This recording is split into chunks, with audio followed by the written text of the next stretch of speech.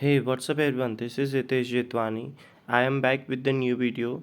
This video is for Standard 10, chapter number 8. The chapter name is Natural Resources from Social Science. Let us start. Human needs can be satisfied partially or completely through the resources. There are thousands of elements in nature, but we cannot call all of them resources. This element can be called resources only when these are utilized by a man through his special knowledge or expertise. So यहाँ पे एक चीज़ बताई गई है कि हमारी जो needs हैं this needs can be satisfy either partially or completely. हमारे पूरे जो ब्रह्मांड है जो अर्थ है there are thousands of elements are present but all the things can not be called resources. अगर हम बात करें कि जितने भी एलिमेंट्स प्रेजेंट हैं हम सारे एलिमेंट्स को रिसोर्सेज तब तक नहीं बोल सकते until and unless we know how to use that. अगर हम उस चीज़ को यूज़ करना जानते हैं मतलब we do have the knowledge that how to use that particular resource then it becomes resources. Otherwise वो सिर्फ एलिमेंट बन के रह जाएगा. In other words the thing on which the man is dependent.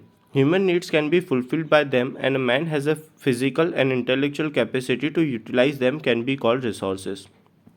In this way, anything which is used to fulfill human needs become resources. In ancient times, men did not know about the minerals buried within the land, so these were not the resources at that time. But today, these are extremely useful due to their utility and development techniques of mining. The natural resources should have both virtues and utility and capability to work. The resources are made of interaction of three: nature, man, and culture.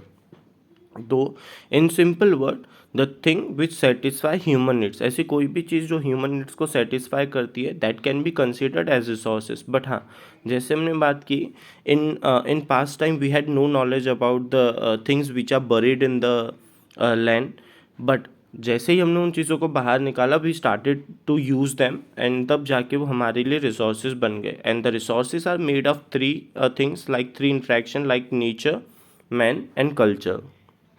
Let us start the use of resources. The first one is resources as a food. So सबसे पहले हम देखेंगे कि resource को हम food के जैसे food की तरह कैसे यूज़ करते हैं. Various food requirement of man are compiled by various resources. Fruits grown naturally, various crops obtain through the agriculture, milk and its products, and meat obtained through the domestic animals, fish and other aquatic animals from reservoirs, honey prepared by honeybees etc. are as a food items. तो simple जो भी हम चीज़ों का consumption करते हैं let us take example of fruits and vegetables. ठीक है, for vegetarian people that's a food, that's a resource. Second, we have agriculture, we have milk as well, and the people who prefer non-veg as well, so they sometimes consume animals, fish and aquatic animals जो हमारे रिजर्वियर्स जो हैं उसमें से निकाले जाते हैं. And other thing is like honey which is prepared from honey base. So these all are used as a food. Second one, resource as a source of raw material. Various goods obtained from forest, agro products, wool, hides and meats available from animals, mineral ores from raw material for industry. तो second जो है वो ऐसा दिया रहा है कि कोई भी चीज़ अगर हम इंडस्ट्री में बनाते हैं और उसके लिए जो भी रॉ मटेरियल लगता है वो भी एक तरीके का रिसोर्स रहता है. जैसे कि अगर हम बात करें कॉटन, सो कॉटन में से कॉटन के क्लोथ बनते हैं. ठीक है, we have wools as well, we have wood as well. ठीक है, जिसमें से बहुत सारे फर्नीचर्स, पेपर्स या बहुत सारी चीज़ें बनाई जा सकती हैं. We have agro products as well, जिसमें से बहुत सारी खाने पीने की चीज़ें बना सकते हैं. Third one is resources as a energy. We use coal, petroleum, natural gas and as a fuel in industry as well domestic fuel. Besides, energy can be generated through solar insolation, wind, sea, waves, tides, apps and waterfalls. तो यहाँ पे simple example ऐसा है, कोई भी ऐसी चीज़ जो आपको या आपके व्हीकल या किसी भी इलेक्ट्रॉनिक इक्विपमेंट को किसी भी तरीके की एनर्जी प्रोवाइड करता है. जैसे कि we have petrol, diesel, we have solar insolations, we have electricity as well. तो ये सारी चीज़ें जो हैं वो एज अ एनर्जी रिसोर्सेज हम यूज़ करते हैं.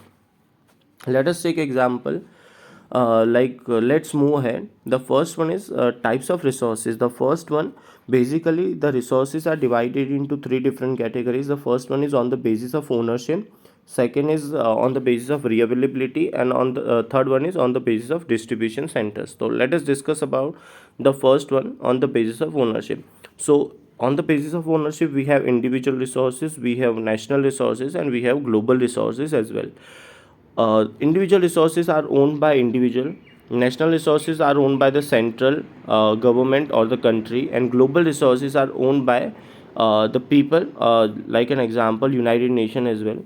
So we have example of Indian individual resources are land and building, national resources are army and international trade, and global resources like we can say WHO, we have United Nation, we have WTO, we have IMF as well, Indian Monetary Fund. So these are the global resources, we can say that. Second, we have, according to distribution area, we have universal resources, generally available resources, rare resources, and solitary resources. Universal resources, so these resources are available everywhere, like oxygen and nitrogen, generally available, like even like we can easily find anywhere: land, soil, water, pasture land, etc. Third, we have rare resources. These resources are available at limited places, like any mineral, petroleum, copper, gold, or uranium. And solitary resources, it means the resource which can only be found at one place only, like we have example of chrolite. So that is a resource which is only available in Greenland. Okay, third, we had the type, like on the basis of reavailability. So as we know, we have the two types, like renewable resources and non-renewable resources. Renewable resources means the resources which can be renewed or which can be reused again after using the same resources. And non-renewable resources means once we use that resource cannot be used again, and that resource becomes extinguished. So we can say we have two types of resources: renewable and non-renewable. Okay.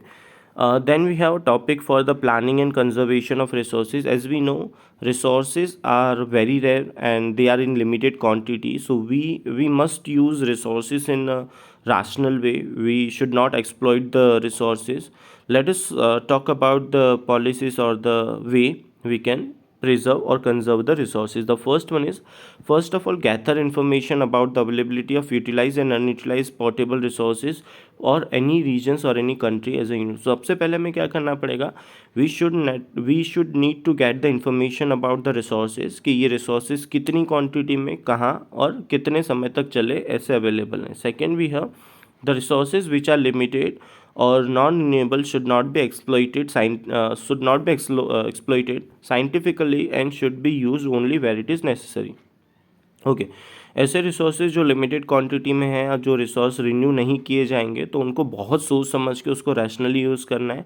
Attempt should be made to develop those resources the quantity of which can be increase. ऐसे कोई भी resources जिसकी quantity अगर हम बढ़ा सकते हैं, हमें वो चीज़ें करनी चाहिए. जैसे कि we should plant the trees, तो जिससे फ्यूचर जनरेशन को क्या मिलेगा, उससे मिलने वाली जो भी चीज़ें हैं, जैसे कि ट्रीज़ में से, मतलब प्लांट्स में से दवाइयाँ बनाई जाती हैं, वुड का यूज़ किया जाता है, we can get fruits and veggies as well. So ऐसे हमें रिसोर्सेज बढ़ाने चाहिए. Fourth one is the resources which are cheaper and easily available should not be wasted, but instead they should be use sparingly for the future use. तो जो भी resources जो अच्छी खासी क्वांटिटी में अवेलेबल है, तो जिसको हम रिन्यू भी कर सकते हैं, उसको भी हमें कैसे यूज़ करना चाहिए, स्पेरिंगली, मतलब उसको भी हमें सोच समझ के यूज़ करना चाहिए, उसका वेस्टेज नहीं करना है. Okay, then we have those resources which are in limited quantity should be conserved. Finding its alternative option through the technical development, it's favorable in a long term. तो ऐसे रिसोर्सेज जिसकी quantity limited है and हो सकता है that resource may not exist in the future, तो उसका alternative हमें फाइंड करना शुरू कर देना चाहिए. We have the example of like the vehicle which run on electricity. ठीक है. तो एज वी ऑल नो, जो हमारे पास पेट्रोलियम प्रोडक्ट जो हैं या पेट्रोलियम रिसोर्सेज जो हैं, they are in limited quantity. So we have found one alternative, that is the vehicle which are running on electricity. Then we have necessary laws should be form to conservation and resources should be enforce strictly. हमें ऐसे laws भी बनाने चाहिए जिसकी वजह से कोई भी फॉरेस्ट या कोई भी वाइल्ड लाइफ जो है, जिसको हम अगर कोई भी पर्सन उसको ख़राब करता है या उसको पूरा बैरन करता है, तो उसके अगेंस्ट हमें स्ट्रिक्ट एक्शन जो हैं वो लेने चाहिए. Then we have citizen should be well acquainted with the facts associate with the rational usage of resources and a public awareness should be cultivated. तो हमें लोगों को सबसे पहले बताना पड़ेगा कि रिसोर्सेज क्या है and which resources are available and which resources are not available. ठीक है. तो अगर उनमें ये knowledge आ जाएगी तो they would use the resources in a rational way. Okay, then we have a paragraph for the soil. So in short terms, what soil is?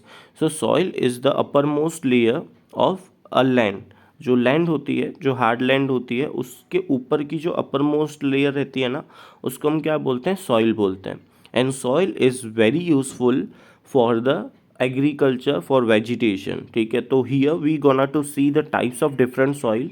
We have 8 different types of soil. The first one we have alluvial soil. This type of soil is spread over about 43% in total area of India. This soil is found in northern plains from Brahmaputra Valley in east up to Satluj and west in the delta regions, Mahanadi, Godavari, Krishna, Kaveri. The formation of alluvial soil is due to the alluvial deposit by the rivers. There is a more proportion of potash, phosphoric acids, and limestones in the soil, and there is a less proportion of nitrogen and humus.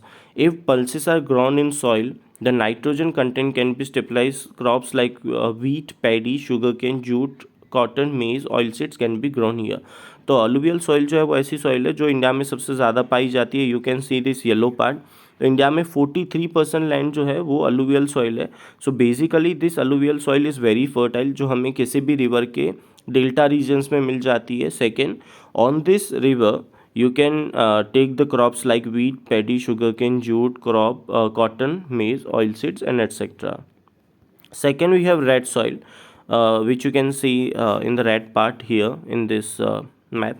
Okay, red soil. It occupies about the 19% of total land of India. It's spread from Tamil Nadu in peninsular India up to Bundelkhand in north, and from Rajmahal Hills to up to the Kutch in west. Such soil is found in some parts of Rajasthan. The soil is red in color due to the presence of ferric oxide, and it becomes yellow when we go down. Lime, gravel, carbonate are not found in this soil. There is a deficiency of lime, magnesium, phosphate, nitrogen, and potash in this soil. Crops like millet, cotton, wheat, jowar, linseed, groundnut, potato are grown here. तो red soil जो है वो India में तकरीबन 19% जो area है वहाँ पे पाई जाती है. बेसिकली आपको सबसे ज़्यादा दिखने मिलेगा तमिलनाडु में. Then we have Bundelkhand in north. Then we have Rajmahal in Kutch. So we have some part of this land in Rajasthan as well. And what you can grow in this kind of land, so you can go with millet, cotton, wheat, jowar, linseed, groundnut, potato. This kind of crops can be grown here. Okay, then we have black soil. Black or regular soil covers about 15% of the total land area in India.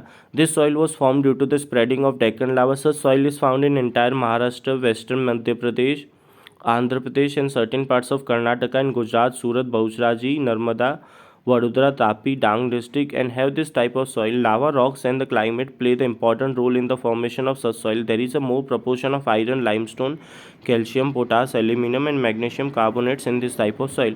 It is considered to be the quite fertile. It is also has a capacity of retaining more moisture. Whenever the moisture dries up, they develop the fissure. Crops like cotton, linseed, mustard, groundnut, tobacco, urad are grown in this soil. As more suitable to the cotton, this soil is also known as black soil, black cotton soil. So basically, the black soil has two more names, and that is ragur soil and cotton soil as well. This can be found in 15% of area in India, and the states like Maharashtra, Madhya Pradesh, Andhra Pradesh, some part of Gujarat like Bharuch, Narmada, Surat, Vadodara, Tapi, in this kind of places. This soil is known as cotton soil because the cotton is mostly grown here, and the formation of this soil can be done by the Deccan lavas. So lavas की वजह से जो है वो इस तरीके की soil बनाई जाती है. And this soil is less fertile, but यहाँ पे आप जो कॉटन, लिनसीड, मस्टर्ड या ग्राउंडनट, टोबैको, इस तरीके के जो है वो क्रॉप्स ले सकते हो. And because of cotton, it is also known as cotton soil. Then we have laterite soil.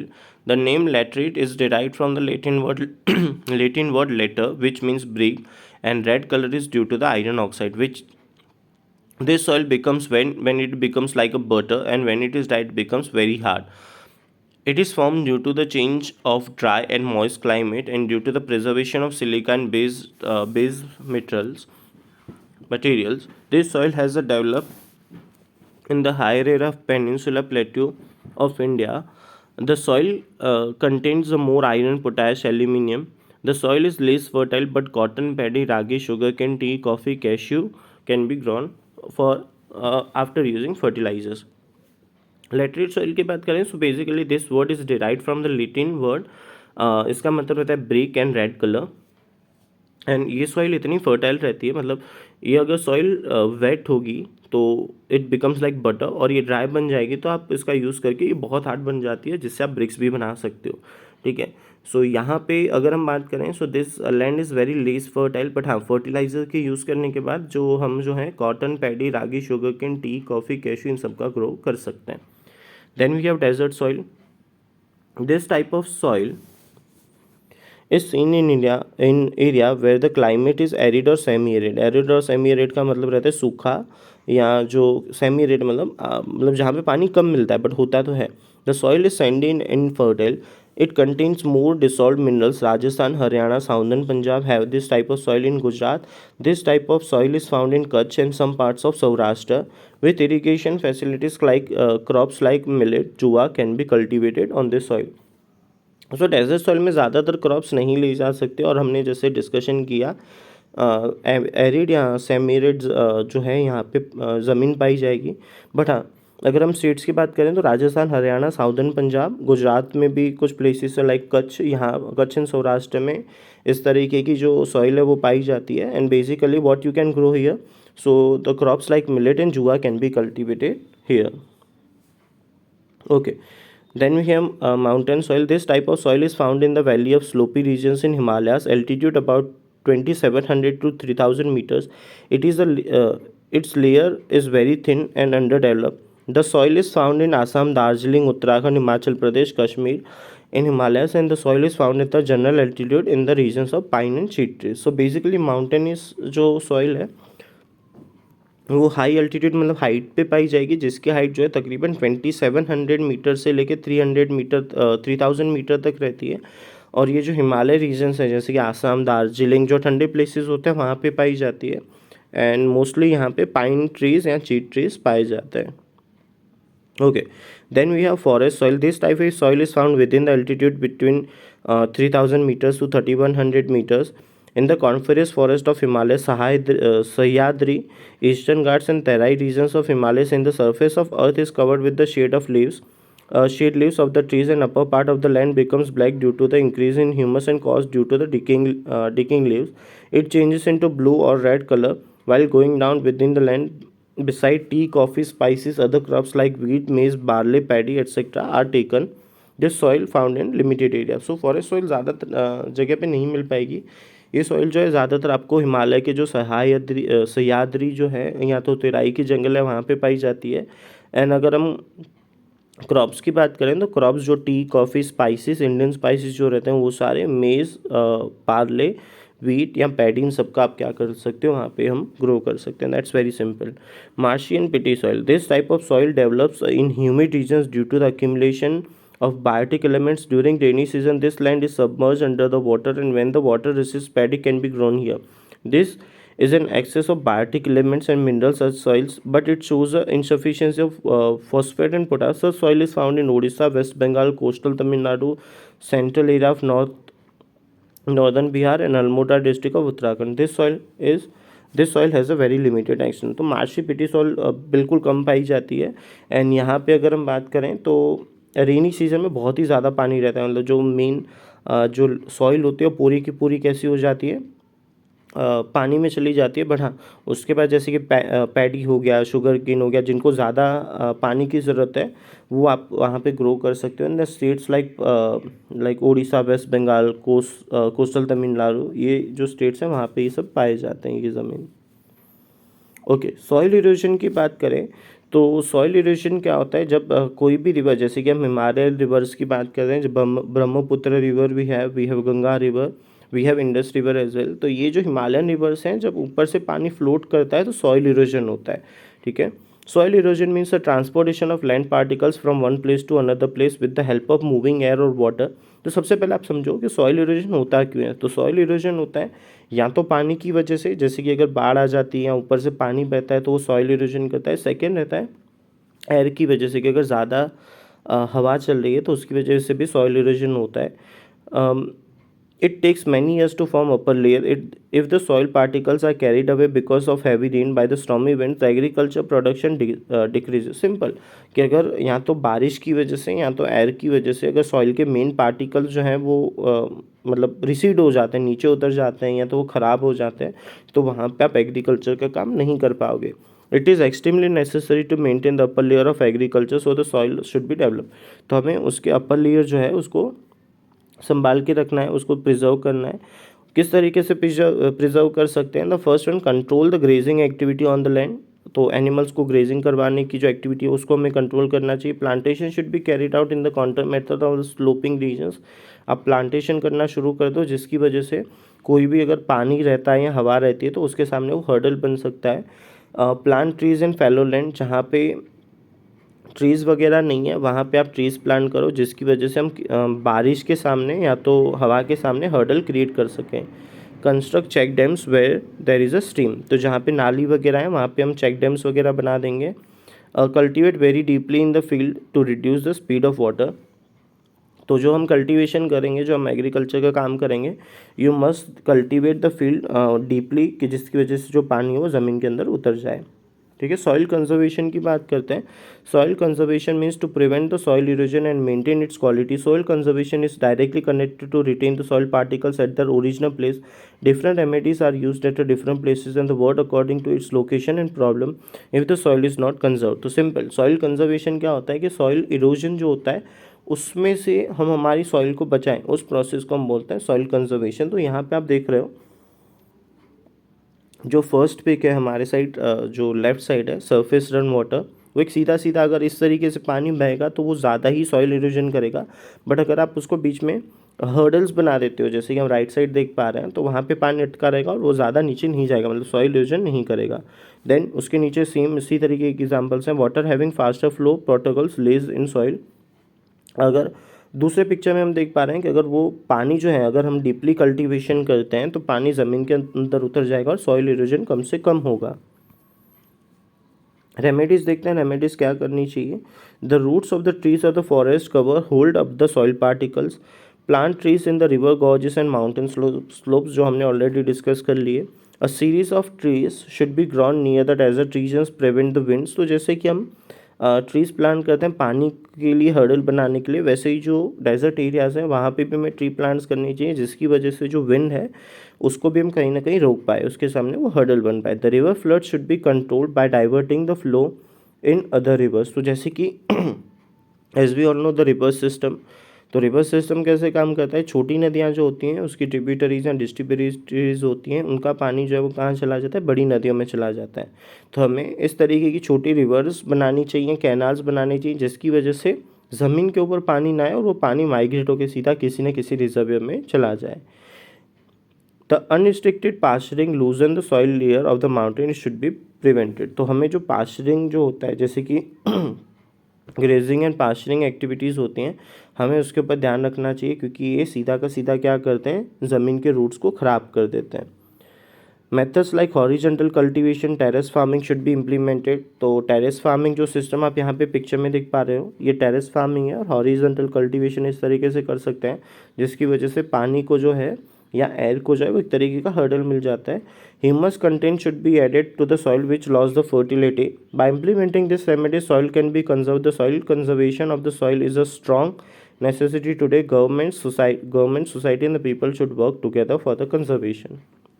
तो हम सबको मिलके जैसे कि गवर्नमेंट हो गई, द इंडिविजुअल्स हो गई या जो हमारी सोसाइटीज़ हैं उन सबको मिलके इसके लिए एफर्ट्स करनी चाहिए जिसकी वजह से हम हमारी सॉइल को बचा पाएँ और वही एग्रीकल्चर हमारे यहाँ पे होता रहा है.